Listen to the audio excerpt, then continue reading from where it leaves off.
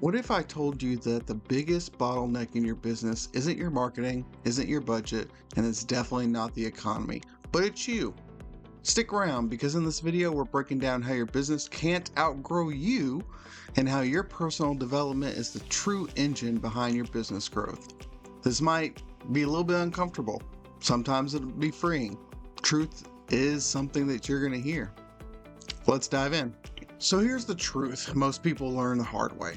Your business is a mirror of your mindset, your habits, and your emotional intelligence. If you avoid conflict in your personal life, you probably avoid hard conversations in business. An example would be like firing a toxic client or asking for higher rates. If you have a procrastinating type of personality, your business likely suffers from inconsistent output. I suffer from this sometimes too.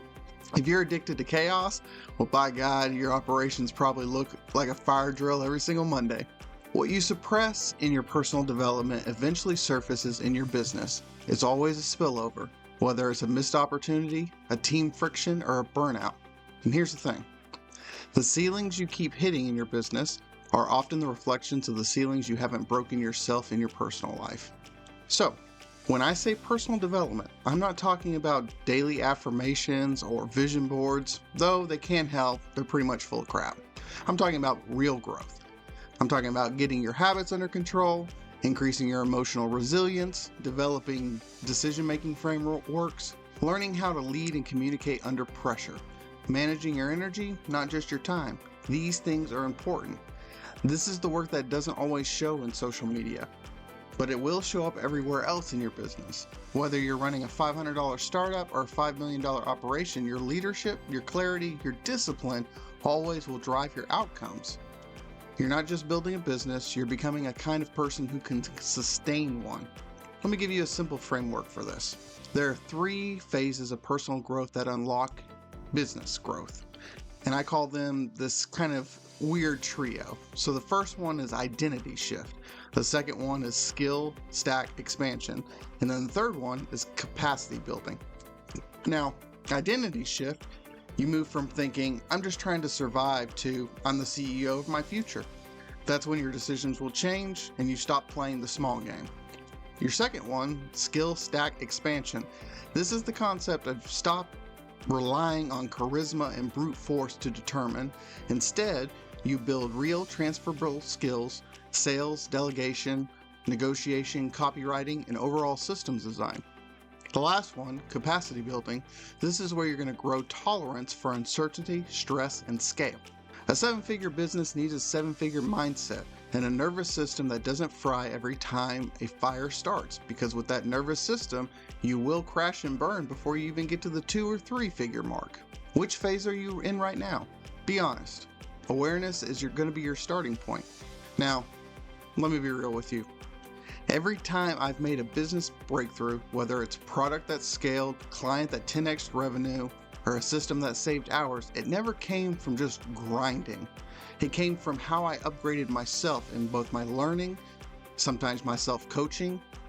I had to reframe a system of self-doubt, and sometimes there's a final step of sleep, diet, and focus that, never really gets paid attention to until it hits you right in the face.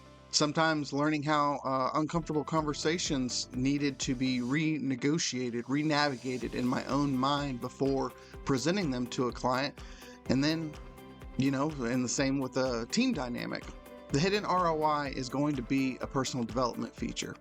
Once you stop leaking energy, stop making fear-based decisions, and stop letting ego sabotage your opportunities, then suddenly your business has room to breathe and expand. All right.